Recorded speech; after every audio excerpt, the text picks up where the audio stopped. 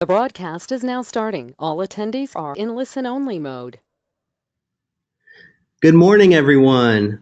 This is Hunter Huffman. I'm the project manager at North Carolina Department of Public Instruction, and we're going to go ahead and kick off our course code webinar. We appreciate you all taking the time to be with us this morning. We hope you're staying safe and warm and dry out there, especially our friends in the west and north, and just really appreciate you guys being with us. We do understand that some folks may not be able to attend today with school being out, so we will record today's webinar and make sure we get that shared out and posted in the coming days. I do have some colleagues with me today that will be helping present some of the information, and so we'll go around and have them introduce themselves. I know Kimberly McDonald is with us, so Kimberly, if you wouldn't mind introducing yourself. Yes, thank you, Hunter. Good morning, everyone. Kim MacDonald from Career and Technical Education. I'm the section chief for assessment and reporting, and in that role, I handle the CTE course codes. Thank you. And sitting in Raleigh with me is Rosalind Galloway. Good morning, everyone. It's good to be here with you. Hope you get the information that you need from this webinar. We just want to thank Hunter and crew for bringing this together, because I know this is a popular topic with the district. So glad to be here today. And then lastly, we also have Sneha Shah Coltrane with us. Sneha, you want to introduce yourself? Sure. Good morning, everybody. This is Sneha from Durham, watching the snow come down. I'm Director of Advanced Learning and Gifted Ed, and also been involved with course codes for several years. So I hope today really helps you get prepared for the next semester. Thanks for being here. Thank you, Sneha. Okay, so today we've got a few agenda items that we wanted to do an overview on, and then we'll save some time at the end for some questions. So first, we'll do a quick kind of overview of course codes, just so do some level setting, make sure we're all on the same page of what we're talking about when we say course codes and some of the information that goes into them. We'll do a differentiation between the generic and unique course codes that are out there. We do have some minor updates to the 2019-20 school year master list that was published at the end of last week on our NCSIS courses page, and we'll show you how to get to it when we get to that point. We also we'll touch base on the Cte Ccp course codes, as there were some changes over the past couple of years with those. There's also a new college credit policy, CCRE 001. And so we want to make sure that we address that new policy. And then lastly, the course codes information hub. So where you can find all things related to course codes and make sure that that information is out there and accessible to all. So we'll go ahead and dive in, and I've got a couple folks monitoring questions. So as you guys feel free to, as we progress, feel free to enter any questions you have, and we'll keep an eye on that and make sure that we're addressing those as those come up. And then at the end, we'll save some time for questions as well. So first, I wanted to kind of talk through the course code systems map so that we kind of understand the purpose of course codes and why we spend so much time dealing with course codes and the utility that we get from them. So here's a course code systems map. And basically, just to kind of walk through from left to right, basically everything is generated from North Carolina State Board of Education policy, and specifically approved courses of study. From there, we look at the course content, the course academic level, and the student grade level. And those are all different data elements that are represented by various digits within a course code. And you see the course code in the middle of our map here. That course code is then imported into our student information system, which is PowerSchool, and is used for scheduling. And from there, once it's scheduled in our student information system, various data elements related to student information is tied to that course code. And that data then is used for, kind of what we lovingly refer to as the ice cream cone of course codes, as you see that tall stack of circles there, all the different uses that rely on a course code at the state level. So you see the student activity report, graduation plans and endorsements, standards-based grading, accountability and assessments. The North Carolina Educator Evaluation System relies heavily on course codes, as well as our in-field and out-of-field licensure checking. And then last but not least, transcripts, which are critical to the work that we do. And then all that various programs and activities and reporting that we do based on the information tied to the course code is then fed into, used for federal and state reporting, and also ultimately used for policy analysis and evaluation, which then informs state board policy, which brings us back to the beginning. And so that's kind of a high level macro view of our course code systems, the purpose of it, and why it's so critical to the different functions, not only at the state level, but at the local level and also the federal level. Next, I wanted to talk through just the coding scheme. So what is an actual course code? What is it that we're talking about? And so basically all of our course codes are 10 digits. The first 7 digits are determined at the state level here at DPI. And the last 3 digits, digit 8, 9, and 10, are used at the local level. There's some exceptions there. There's a couple items that we recommend local districts and charter schools use. For example, dual language immersion is one example, but without disregarding those couple of exceptions, those last 3 digits are largely determined at the local level, and those first 7 digits are determined at the state level. The first 4 digits of the course code determines the content area. So the first digit will tell you the subject area, and then the second, third, and fourth digits will tell you the specific course within that content area. The 5th digit represents the academic level, and so this could be a standard level course, it could be an honors course, etc. The 6th digit is the grade span of the student, and we're particularly say the grade span of the student and not the grades available at the school. So for example, we break these down by pre-K, K5, 6-8, and then 9-12.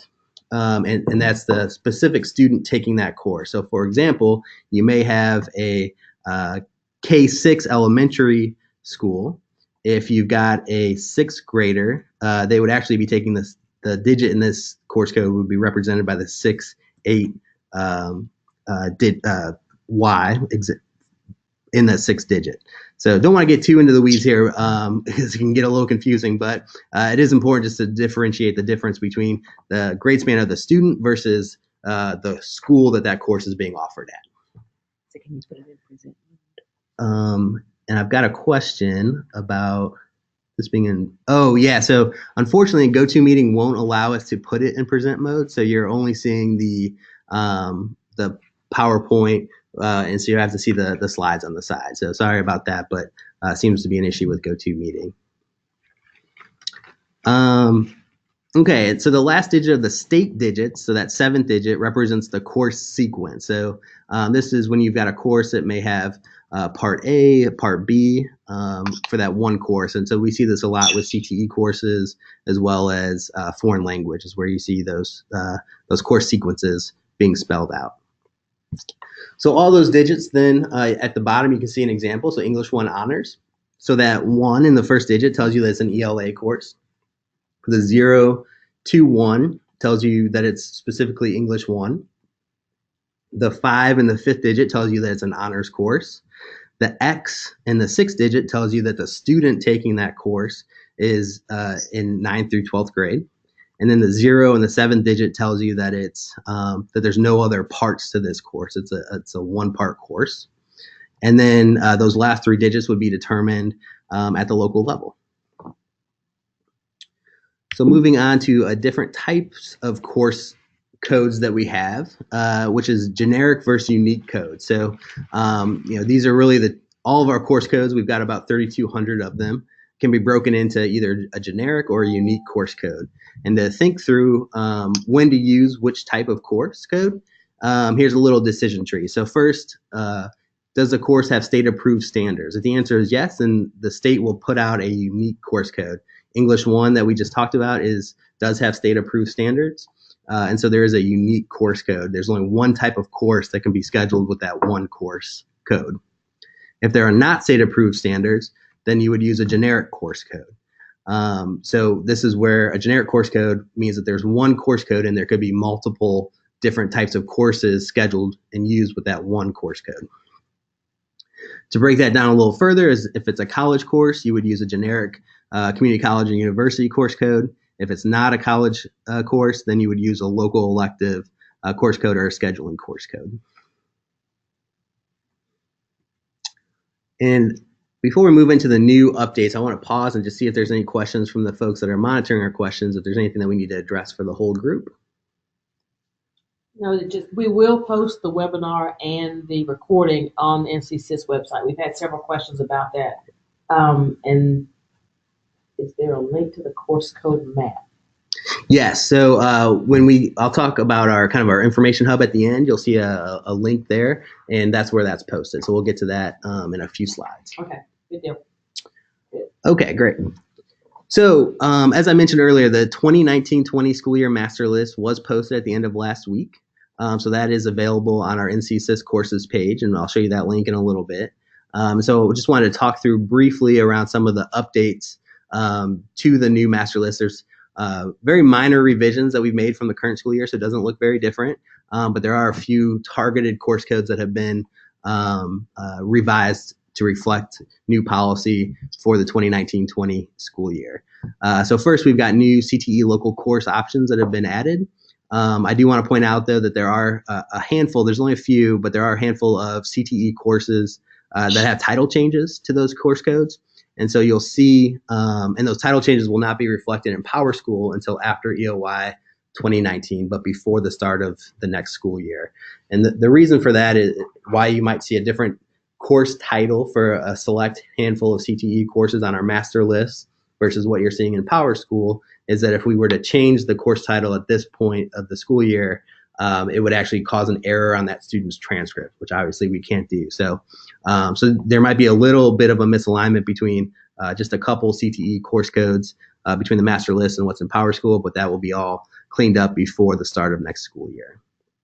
And then we have a couple IB and AP course code updates. And so for that, I'll turn it over to Sneha to talk about those items. Hello, everybody. So we have two new IB course codes based on International Baccalaureate Organization's new math curriculum that they're bringing out for you all for the next school year. So we have both the HL and the SL level of that. The codes are on your slide. And then for AP World History, just want to let everybody know that College Board is bringing to end its current AP World History course. So that course code is going to go inactive for the 1920 school year. And then we've been working with College Board to get information from them, which we just received about a week ago, regarding the new AP World History Modern course. And so we did send a communication about that last Friday out to the social studies folks and the AIG and AP folks next week. This week, something will go out to curriculum and instructional leaders as well. The social studies team has reviewed the crosswalk, and we will be recommending to the board that the new AP World History Modern course to satisfy the World History graduation requirement. That's going to the board in January, but we do believe that that will be received favorably. So the course code AP World History as it exists today will be inactive, and so you're going to need to bring in this new course code that is on your screen for AP World History Modern, because College Board did change the entire course. Great. Thank you, Sneha. And lastly, before we move on from the new updates for the next school year, I did also want to mention that the course Essentials of College Math, SREB, that's 2408, will no longer be available starting with the 2019 school year.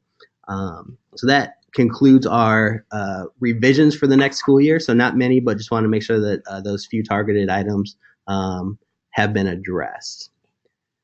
And so I want to pause here and see if there's any questions related to new revisions for next school year. And seeing none. We have no questions. Okay, we'll go ahead and move on. So I did want to take a moment to talk about CTE CCP course coding. I know there have been some questions related to this new process that we put in place. So I just want to talk through that and address any questions related to it. So our new process is that in policy related to CTE CCP courses is that all of these courses that are not identified on the comprehensive articulation agreement and so this is CTE and non-CTE courses, although it's always been non-CTE courses that fall into this bucket. So now we were just bringing CTE into alignment with those other courses.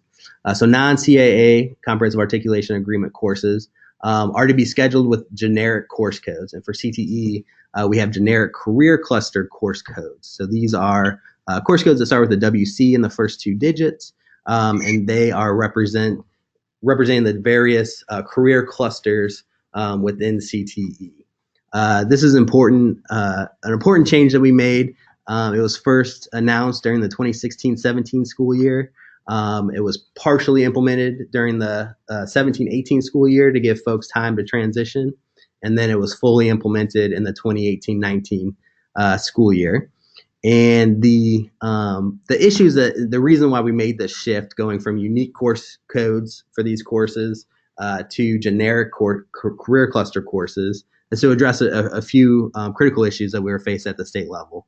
The first one is because our process involved individuals requesting a unique course code, that request would oftentimes come in at the end of the school year. And because of the process and all the various components that are involved in generating a course code, it's really important that those data elements are correct. A lot of times those course codes wouldn't be generated in time at the end of the school year to be available before a student graduated or before transcripts were run. And so we were running into an issue where transcripts may have had inaccurate information, which is just something we can't have at the state level. We were also seeing that because these courses fit into pathways based on local agreements, programming it at the state level oftentimes resulted in misalignments between credentials and CTE pathways that may be programmed one way at the state level, but may conflict with a local agreement.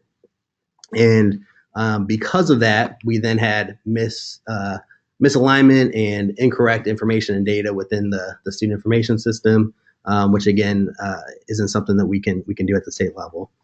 And lastly, we had because of how important it is that the programming is correct and that all those data elements, as you saw in the course code systems map, a course code triggers many different processes and reporting at the state level.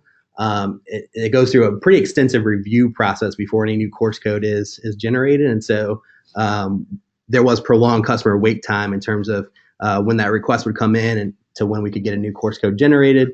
And so we wanted to cut down on that wait time as well.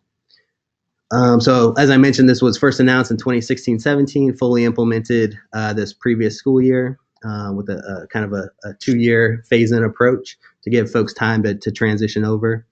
I do understand that this may cause some work to transition to this new system on the front end.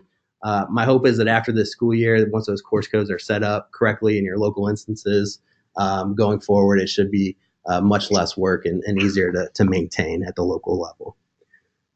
So I do want to pause there and see if there's any questions. So I saw 3. Kimberly, Hunter, can I interject for a minute? This is Kim MacDonald. Because I've started to type an answer to Christy Harris's question around and I wanted to just articulate it to the group. So her question, Christy Harris's question is, if community college serves more than one LEA and each LEA gives a different code to the same community college course, will this trigger any issues? For example, the LEA deems a course to fall under a certain generic cluster code, but then another one puts it under a different cluster code.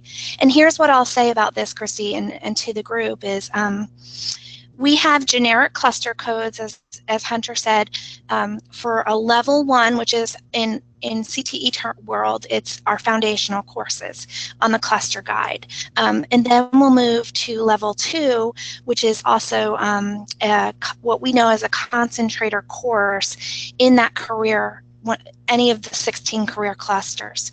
What I'll share with the group is there might be a course like project management that's taught at the community college system that really could actually fall in multiple clusters for students' progression. Maybe for business administration, that might be a completer course based on how that course is written, the job description is written, and also if there's a prerequisite for the course, that would probably indicate that that's a completer course. And then in another area, cluster area, like maybe marketing or even architecture for construction, that same project management course might be a foundational course on that level because it's teaching different concepts that may or may not be related to the knowledge and skill statements the students would achieve in that cluster. So all that to say, it's what cluster and what level it sits in, we rely on the LEAs to have that freedom to be able to work with your community college system as part of your pathway planning. What I will say, and I think what you're getting at, Christy, is in the PowerSchool system, it will not trigger any issues for concentrator calculation. So again, clusters really, assignments really rely on you all from the LEA standpoint to select the right cluster that it belongs to with your community college system and plan that out. And then the level as well. And if you're able to choose those generic course codes based on the level using the guidance, the great guidance document that's at the bottom of Hunter's slide there, then what it will do is it will correctly calculate it for that student's concentrator calculation within PowerSchool. So I hope that's, it was a little bit of a long-winded answer, but there were multiple questions buried in Christy's question. So I wanted to make sure, Hunter, that I addressed that to the group. Perfect. Thank you so much, Kimberly. And I want to pause and see if there's any other questions related to this topic. So, and I did have, she addressed Christy's. Mm-hmm. Did she also address, I know she answered Kathy's, but probably good for the group to hear it. Will the Cte Ccp be picked up by PowerSchool? Yes. Yes. And go ahead, Kimberly. yes, and just as thank you. Just as I shared is the PowerSchool group did a great job in calculating and methodically calculating those different generic clusters, and so it certainly will, but we leave it up, Kathy, to the LEA to determine with their community college system the level and the cluster and use that correct code using the guidance document at the bottom of Hunter's slide. So that way then on the back end of the system, it will certainly calculate correctly. So the others is there a document or step-by-step instructions on how to determine the correct course code for the Cte Ccp courses? And is there a document to guide us in determining which level of community college course falls into for the generic codes? Some of us PowerSchool folks may not have local CTE folks who can answer these questions when we need to add the generic codes. And Shelby, I can understand that. What we've asked and what we'll work with our CTE folks to help them to determine and go through the process with these generic codes, they should be the ones that are helping you in determining the CTE director and sometimes the instructional management coordinator will be the ones that work with you all to determine the level and the cluster area. What I'll say is that they have access to that information. They have samples of how things count document from what we used previously in the past when we had all the course codes. but they should be the ones, the CTE director and IMCs, that team should be the one that you all are consulting at the local level to determine where it sits, because they've set up pathways with the community college system for these students to achieve these CCP courses and credits. And I want to say this is probably a comment from Laura Elliott. When these courses could meet in various pathways, it is difficult to create the correct number. And I think that's a comment. Can you say that one more time so we can understand it? When these courses could meet, I would say various pathways, it is difficult to create the correct number.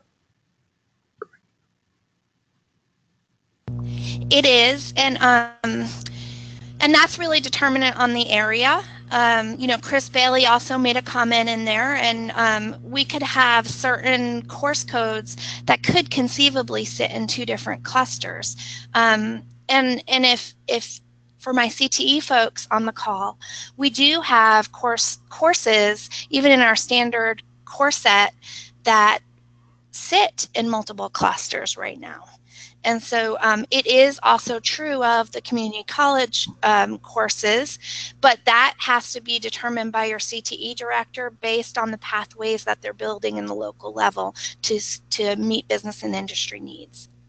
And I think, Kimberly, that's a great point as to why this isn't something that can just be programmed at the state level. Is that, you know, it's really determined locally which pathways these courses fit into, which is why we have to have kind of a more flexible solution to allow our data folks to work with our CTE directors to find the best solutions locally. There's not kind of a one size fits all that we can program at the state level. Correct. Any other questions on this topic we need to address for the whole group? The same course could have multiple course codes depending on the cluster. Yes, ma'am. Yes, Michael. Absolutely, that's Michael's question. And yes, that could happen. It's going to be not the norm, but it could potentially happen. Like I use the example of a project management course, could conceivably, based on the nature of what it is, could conceivably sit on the architecture and the business management cluster in two different ways. I don't think that's a norm, so I don't want that you to take that away from this, but I want you to know that could happen, and it's based on what the CTE director certainly determines based on that. You mentioned that documentation is available to CTE folks to determine pathways. Could PowerSchool coordinators have access to that information so that we can work better together with the CTE folks? Yeah, the local CTE directors could certainly share that with you. We have a Moodle where we communicate with all of our CTE directors, and they can certainly help you with that and share those documents with you at the local level, Sherry. With all the generic course codes, is this not causing more local overrides? I thought we were trying to move away from overrides. So my understanding is that you're exactly right. We are trying to move away from overrides. But my understanding is that this solution actually should prevent overrides. One of the issues that we're having prior is that, as we discussed, since there is not a one-size-fits-all at the state level, any programming that we tried to do at the state level wouldn't be accurate in various LEAs across the state, which was causing overrides to occur.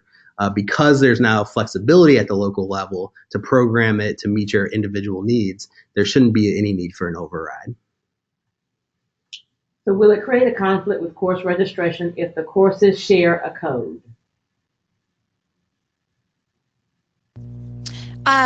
No, it won't, because they should be registering for the students that are interested in the community college course and that generic course for the cluster around business management should then work with their guidance counselor and their career development coordinator, but work with those folks that are as setting the student up for that CCP course.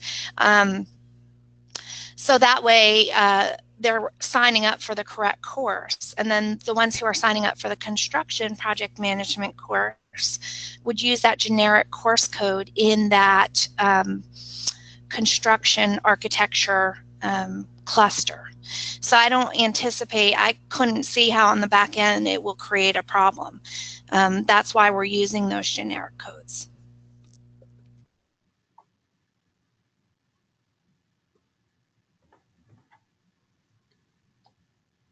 Any other questions related to this topic? Hunter, this is Sneha. Can I add just one more comment, if you don't mind? Sure. I think this conversation highlights why it's so important with our community college courses, both CTE and non-CTE, that it really is an intentional decision through advising of what students are taking. And so we really need to make sure the system is all working together to help make sure things are matched and aligned with appropriate pathways and post-secondary plans, and not just a quick decision. And this really just highlights that for the field. So the question is, it seems one of our biggest overrides is with criminal justice CCP classes. Why is this?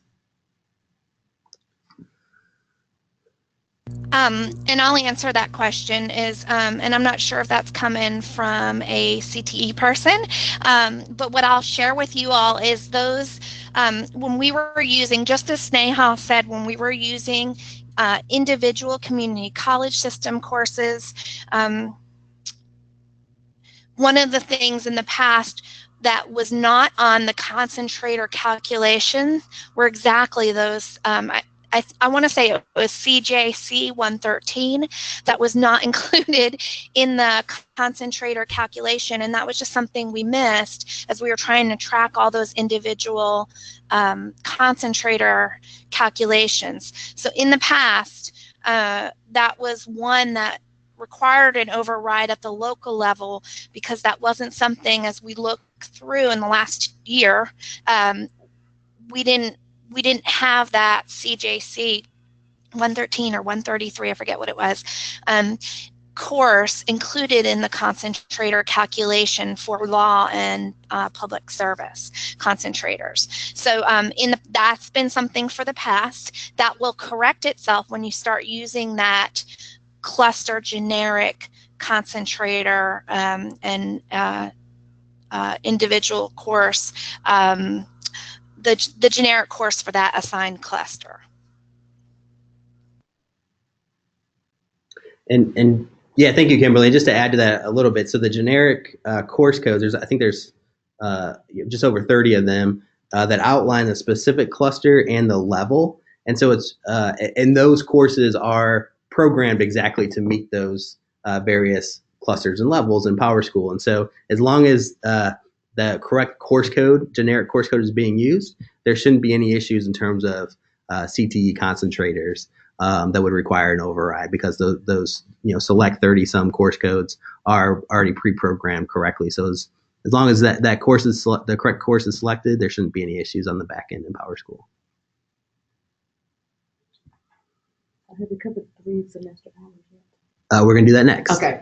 So I'll hold the question. Okay. So let's, if there's no more CTE CCP course code questions, we'll go on to college credits or high school credits from community college, from college courses. Specifically, if there's less than 3 semester hours at the college level, how that now translates to high school courses, course for credit. So there was a revised State Board of Education policy back in summer 2017. This was State Board Policy CCRE 001, and this changed the calculation of number of college semester hours that equates to high school credit. And essentially, if there's less than 3 semester hours, that course no longer receives high school credit. And that took effect this school year, 2018-19. However, 1 and 2 semester hour courses within the same subject area. So for example, if the prefix to the course is MUS for music, 1 and 2 semester hours courses from within that same subject may be combined if taken in the same academic year. And we have created generic course codes for the Comprehensive Articulation Agreement, CAA, course codes that are less than 3 semester hours. So if a student is just taking one course that's less than 3 semester hours, there is a generic course code that you can use that has 0 credit attached to it. You can then identify the specific course in the local course name field. And then also you may use the local course code digits to identify that specific course. This was discussed at the December 2018 meeting, and a vote is pending in January 2019. And before we take questions, I want to turn it over to Sneha to see if she has anything that she would like to add to this discussion. Sure. Thank you so much, Hunter. So this change was something we discussed with the field for about a year, and was really a response to some school districts bringing it to our attention. As we've grown with CCP, we realized as much as we want pre-K to 20 to be seamless, our transcripts fundamentally represent different things. And so one of our credits is typically a high school credits. On our transcript is typically a year-long course in depth and breadth. And what we realized is a one college semester credit course is typically 10 to 15 hours of contact time, including whatever they've determined. And so we realized that really was an equitable issue. So that was the foundation of this. The change that we set out in the memo in this fall, which is now being presented to the board because we wanted to work out any issues before we put into policy, really is a way to help meet some of your needs, especially with some of your local agreements. And it does help bring in what a college says is official. So sometimes people say, yeah, but what about adding a lab to it? We're just going to add a lab. Well, that doesn't work that way. The college has officially determined the credit hours, and within that time, they've determined how much of that is a lab hour and how much of that is face-to-face, et cetera. They have a whole guide about this. So as a result, we're really aligning our credit with the official college credit, and then trying to make sure it's equitable on a high school transcript. Trey, Kimberly, myself, Isaac, we all want to remind you that everything a student takes at the college is actually appearing on their college transcript, which is actually the authoritative source. So it's really important to remember that, and that what we do is try to do the best we can with dual credit and dual enrollment opportunities. But sometimes that's not as easy as we'd like. Thank you, Sneha. We'll go ahead and pause and see if there's any questions related to this topic. So how do we enter final grades if we combine 1 and 2 semester hour courses using one course code? So what we have advised people, and I would encourage you, is to take the average of that grade.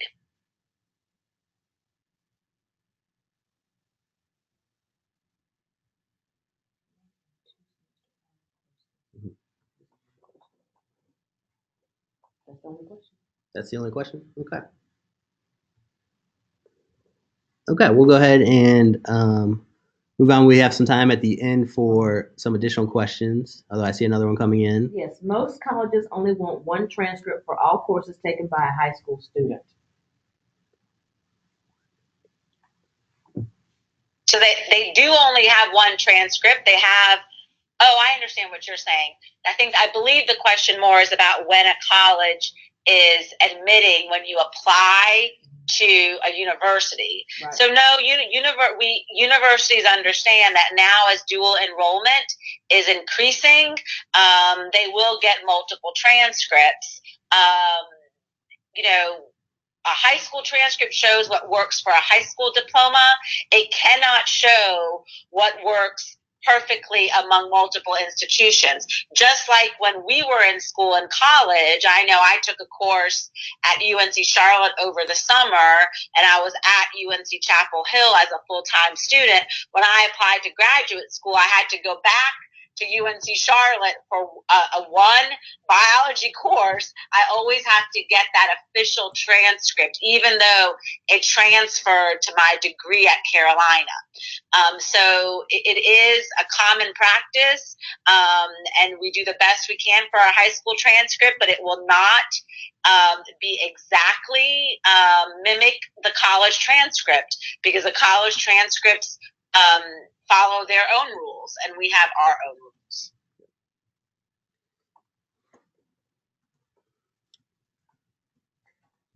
Any other questions? Can we have that advisement in writing regarding the final marks for combined courses? I could see where there could be some ethical concerns and uneasiness for the schools documenting those grades. So I'm happy to put that in writing. However, it will not go into board policy. It still will be a local decision, just like grading is now for courses that are not necessarily formalized. So this is really usually a local agreement, but I will be happy to put our advisement into writing if that's helpful. Thank you. Great. Other questions? Okay. So I know there are some questions around where do we find some of this information related to course code. So you'll see that link on your screen now. And so this is kind of our information hub, is the www.nc-sis.org/courses.html. And so this webpage has guidance documents. It's where the actual master lists are housed. So that spreadsheet that you can download with all the course codes. We've got various guidance memos, crosswalks, etc., that you can find on that website. And in particular, I wanted to highlight the course code guidance document, which is about in the middle of the page. And this course code guidance for LEAs and charter schools really outlines a lot of the information we talked about today regarding the purpose of the course code structure, the system in which the course codes live, what the various digits represent for each course code, and then some scheduling guidance for some unique situations related to accountability or dual language immersion and some other items. This document is updated regularly, so definitely check back, make sure you've got the most recent version. And again, that's kind of the primary guidance document in terms of how to use and implement course codes locally. And then lastly, I want to mention if there are questions related to course codes, specifically if it's related to how it's being implemented in PowerSchool or our student information system, you can log a remedy ticket at homebase.incidents@its.nc.gov. That's a great way to track the issue. So you'll get a ticket number, and that way we can monitor better what issues are coming up related to course codes. Before we take some questions, I want to pause and just see if there's anyone who's helping me facilitate this discussion. If there's any closing comments that folks would like to make, and then we'll go ahead and field any additional remaining questions that might have popped up. I've got one question, and I'm just trying to check to see so I can provide an answer. It's basically when the courses are going to be available for 1920. Okay, I know it's going to be within the next couple days at least, but yeah, we'll see if we can get a definitive answer on that one. Hunter, this is Sneha. I did want to mention just a quick comment about CCRG and the College and Career Ready Graduates Program. And so I want to let the field know that we are still working through the final content for that initiative, where it's English and math remediation for certain students. We are getting closer and closer. And so as soon as we have a final decision on how the content will be delivered, we will be getting those codes out. That statewide implementation was delayed by legislation. They heard our call until 2021. There will be a phased-in approach with some school districts next year. And so we will try to, we are working towards getting guidance out to you on how and all the implementation plans there. So just stay tuned and hang tight. Thank you, Sneha. And I'll just add, this is Kim from CTE. I'll just add that we appreciate you all doing the work and having these conversations from the different groups represented in this call. I know CTE always has a little bit of skin in the game, especially when it comes to these course codes and getting these course codes right, because we are looking at getting our concentrators correct, and that's what's most important to the work, and making sure we're producing students that have the skills that the business and industry wants and needs. One of the other things I'll say to you all is that we're not the only ones that think as a group our students earning those CCP courses, those community college system courses are really important. As many of you know, when we start looking at our federal indicators that we're going to be reporting with the new Perkins 5 legislation, they're actually calling out those community college system courses as a potential indicator that we can choose to determine a quality program of work, program of study rather. And so that to say is, many states have not figured this out, and we're doing it, and we're really doing it because we're able to have folks down at the local level and at the top level, at the state level, that will discuss how do we make this work best for our students. So we appreciate your input and your questions and in thinking this through. We got several questions that have come in since then. Okay. So I did confirm, Justin is saying he can have those done by tomorrow, the course codes in Power School for 1920. Excuse me. Great. Some additional questions. So just double checking, the new AP World History course will start for next school year, not this year, correct? Correct. The current AP World History course and course code remain active. The new AP World History Modern course will go into effect next school year, 1920.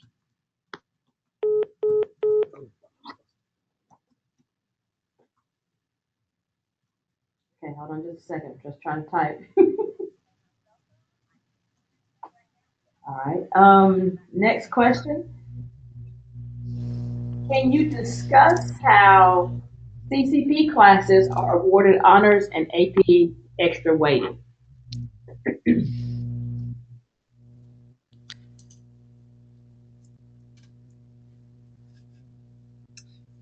Hang on, we had Sneha was disconnected. I somehow got disconnected. Can you repeat that last question? Yep, here you go.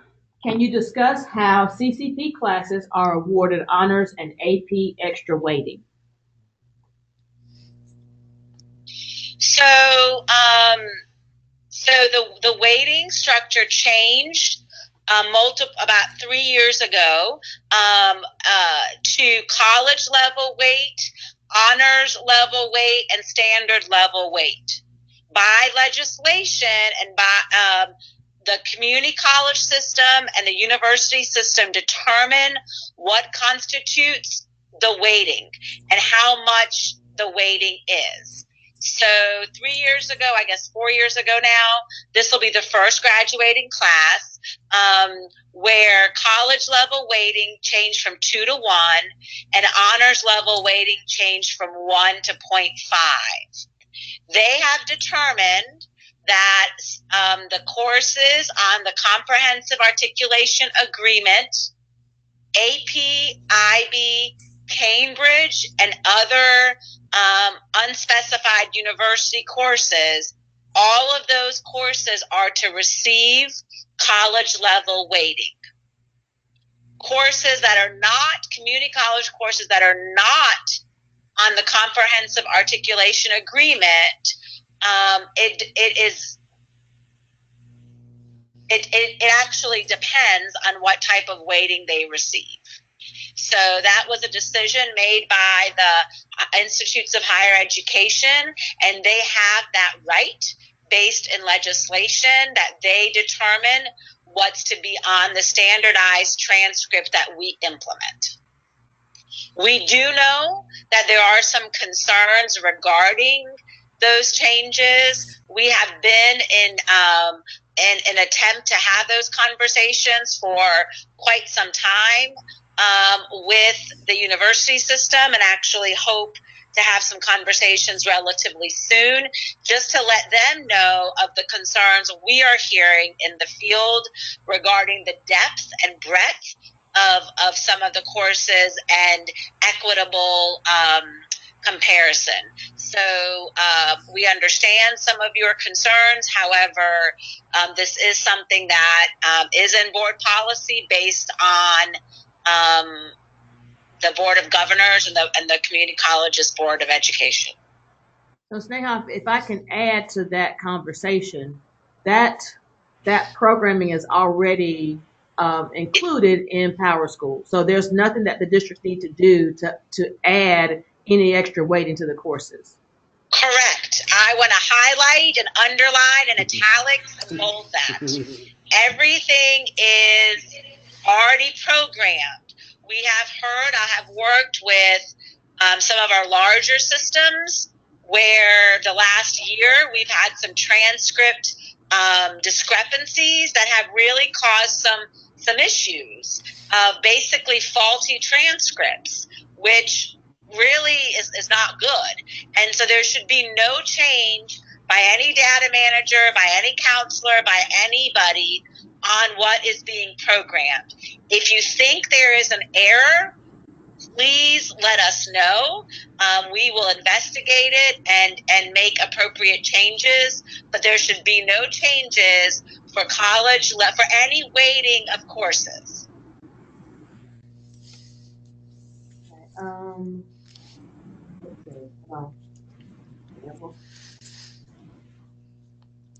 oh goodness, hold on, we got quite a few here. Okay. Bear with me. Someone is looking for a course code for PED 110. So this issue, my team has worked with Cooperative Innovative High Schools for almost 2 years now. PED 110 is a less than 3-hour college course. So there is not a course code for that. So please get with your Cooperative Innovative High School contacts or your CCP contacts to help you determine what the best plan is for that for moving forward.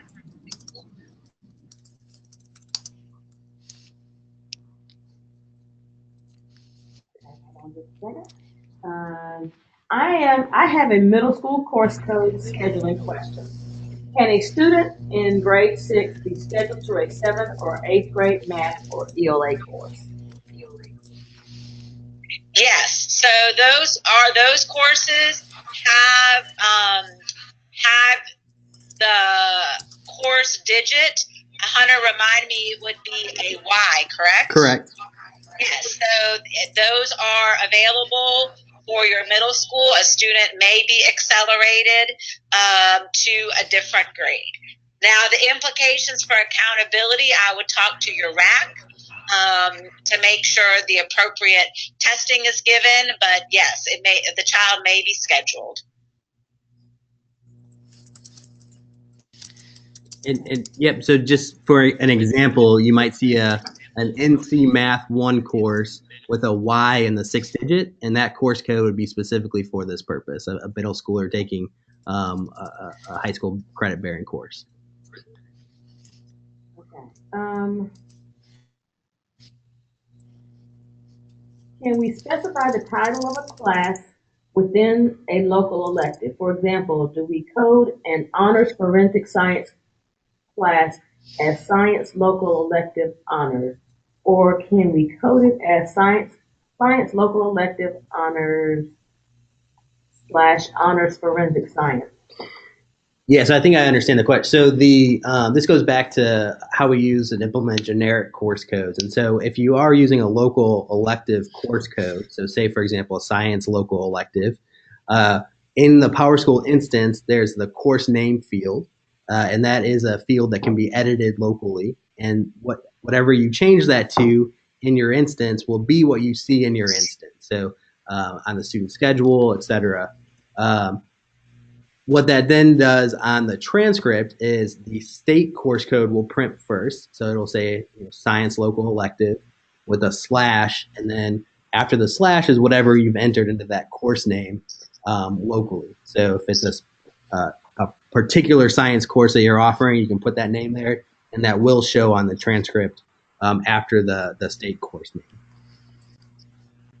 And we actually encourage you all, when you are using generic course codes, to definitely change the local course title to reflect exactly what that course is. You may also want to use the last three digits locally of the course code to number that course in a particular way, so that it does differentiate locally between the various courses that are used with that one generic state code.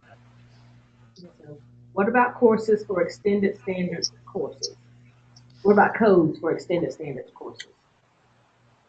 So I'm not sure exactly what you need to know, but so if you're looking for extended content standard courses, that will be, if you're looking at the master list, for example, those courses are identified in the scheduled department column. So you'll see an ECS identifying that course. You can also, a lot of these courses are housed in the 9000s of the course codes. And then it is the fifth digit will either be an A or a B for OCS or ECS. So that's how you can differentiate an extended content standard course. And if you want some more information on that, I would go to our NCSIS courses page, and that course code guidance document will tell you exactly which digits represent ECS or OCS. Okay, so for AP World Modern, what happens if the State Board doesn't approve the new AP World to meet the World History graduation requirement? So what happens is that that would become a social studies elective. The course code would remain the same, but it would not satisfy that graduation requirement. We really doubt that will happen. We feel very, very good about our recommendation. They have approved courses in IB, etc., in Cambridge. So we don't. That would be very rare to happen. But let's say it does happen, it would then be programmed into PowerSchool as an elective versus graduation requirements. And we have shared this with folks since last July, so our content specialists are aware of this possibility. Who is the direct contact person to help get the college course correct on the student's transcript? So we may need some more information about exactly what the issue is. Right.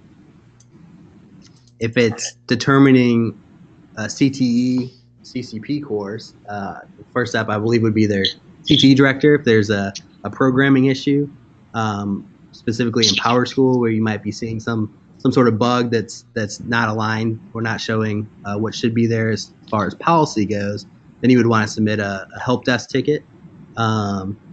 And that's at homebase.incidents@its.nc.gov. And if for non-CTE, Hunter, if I could jump in, yep. At the state level, if you need guidance, Isaac Lake is our team lead for CCP. He'd be happy to work with you to help figure things out from a state perspective. But for the entry, we have been getting questions from colleges themselves asking if they can enter things. This is a local school district's responsibility. So whether it is the data manager, whether it is, hopefully there's a CCP coordinator or an advisor of some nature, student services personnel, or somebody at the local level who would work with you. But there should hopefully be somebody at the district level who could also support consistent decisions district-wide. Hey, how you just gave me almost a semi-heart attack with that statement. Colleges intern. Yeah, colleges wanted to. Oh yeah, yes. I also had a heart attack as well when that was asked, and Isaac was very quick to respond that, oh yeah, no, that's not going to happen. So, Okay. Other questions from Yes. So if the last 3 digits for a 10-digit course code is for LEA use, then why would the state sometimes use the 8th character for DLI courses? Yep. So great question. So when we're talking about the coding scheme, there are a few very rare exceptions where we do put out guidance for how to schedule those local digits. Most of the time, that's when we have a scheduling need that is not covered in our current digits, but it's a temporary need. So we are in the process of getting dual language immersion courses added as an attribute within PowerSchool. And so that will be the permanent solution where when you're registering, or scheduling a student, you'll be able to drop down one of the attributes for that course and select the specific language that course is being taught in. So for example, if it's a Math 1 course being taught in Spanish, for dual language immersion, you would be able to select that DLI Spanish for that course. So that's the long-term solution that PowerSchool has been working on developing. And so the workaround, though, because there is a need to have these courses scheduled, we did have to go into those local digits, and that's why we recommend using that 8th digit to have some uniformity around how dual language immersion courses are scheduled. That is temporary, though. Hopefully, as soon as PowerSchool completes their development, we'll remove that guidance. Those local digits can be used as needed, and we'll switch to that attribute model. And Jeff, I would say too, just based on your second comment, there are a couple of other fields that you could probably use to take care of your need. So if we need to touch base, let me know. Okay, if we are creating the course codes at the LA level, how is the weight already in PowerSchool? You want to address that one? So we have programming that looks at the course digits and based on so a couple of areas. When the students entered 9th grade, that tells the programming tells us how to apply the different weights. So it is based on the course code, but we're also looking at some additional criteria, and that's how we've got it all programmed together. So that happens when you store the grades. There is a procedure that runs after the store grades process to add that additional weighting.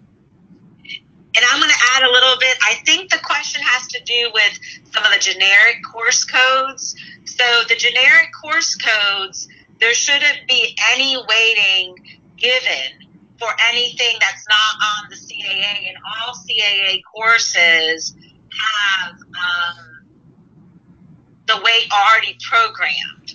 So, and we also have a non-CAA generic course code.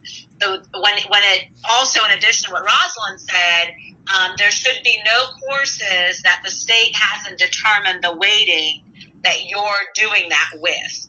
An honors course, you have honors local electives, all other content courses already have honors capabilities based on determination. So there really shouldn't be there should be no APIB, Cambridge, honors, or college courses that don't have existing course codes available.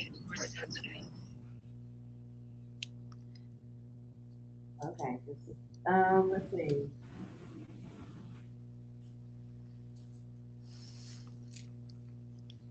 So college class courses.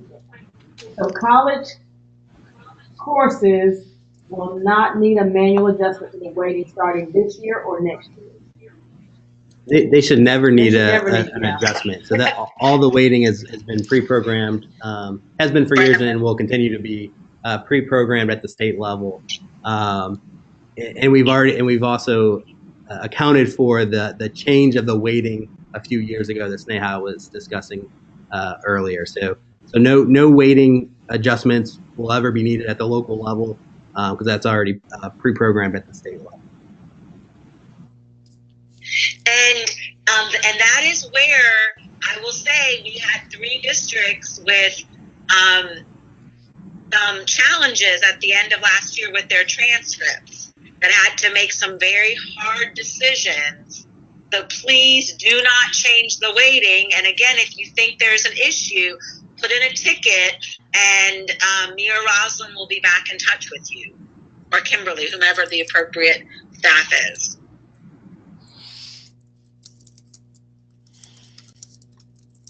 So for online courses, does the online vendor need to appear in the course name, i.e. NCPS Math 1?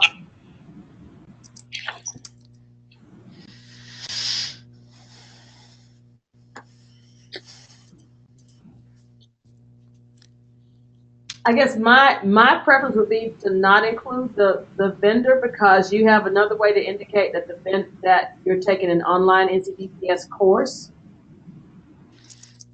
But again, this is your local title.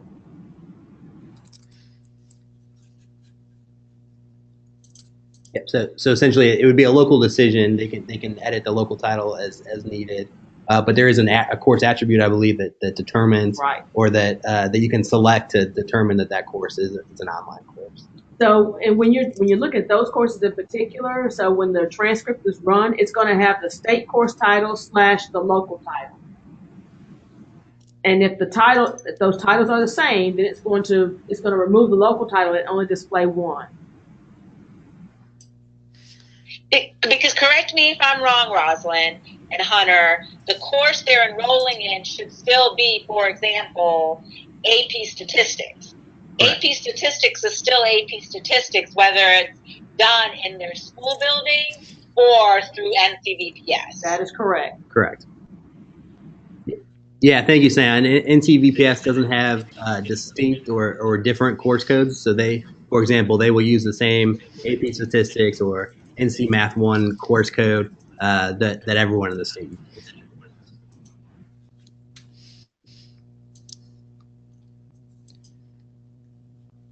Other questions? Okay, so CTE generic pathway courses are the levels the same for all counties? Kimberly, did you want to take that one? I'm sorry, I'll go ahead and take that one. Sorry, I had myself muted and I was answering you.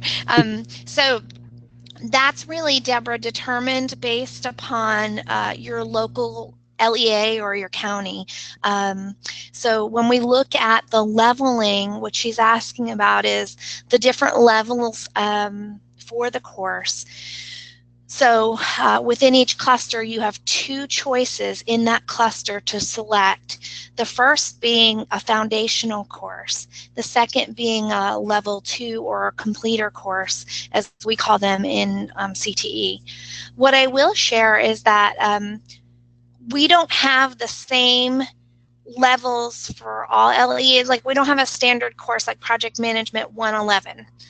If that's a community college course, which I don't know, I don't think it is, but if it did, we don't have that same cluster and level assigned to all of your courses. And we allow the LEAs to have that flexibility. What I'll say, Deborah, is if you can work with your CTE director, they typically communicate with other CTE directors, you know, and especially if they have similar pathways in that cluster, they're certainly going to be able to work with other CTE directors, their regional coordinators, to help them determine the sequence. But certainly that CTE director in your county will be the authoritative decision maker on should it be what cluster and then what level it should be for the students in the student's best interest.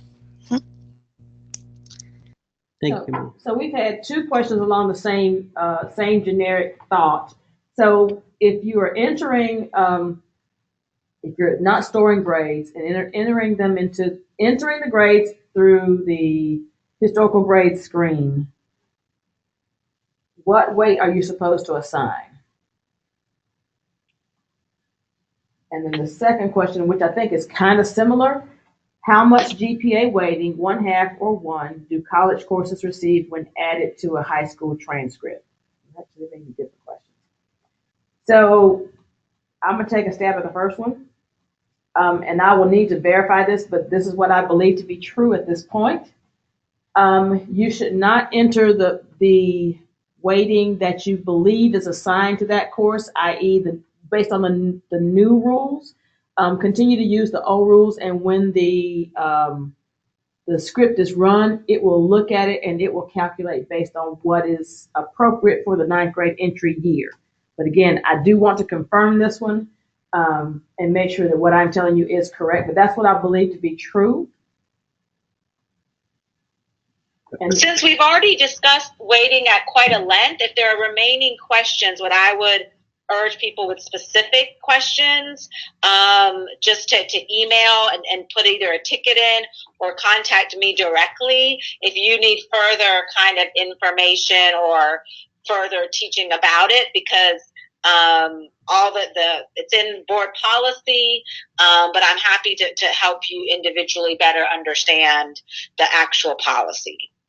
Hunter, is that okay? Yeah, that's great. Thank you, Sneha. Okay, so that sounds like that's all the questions then.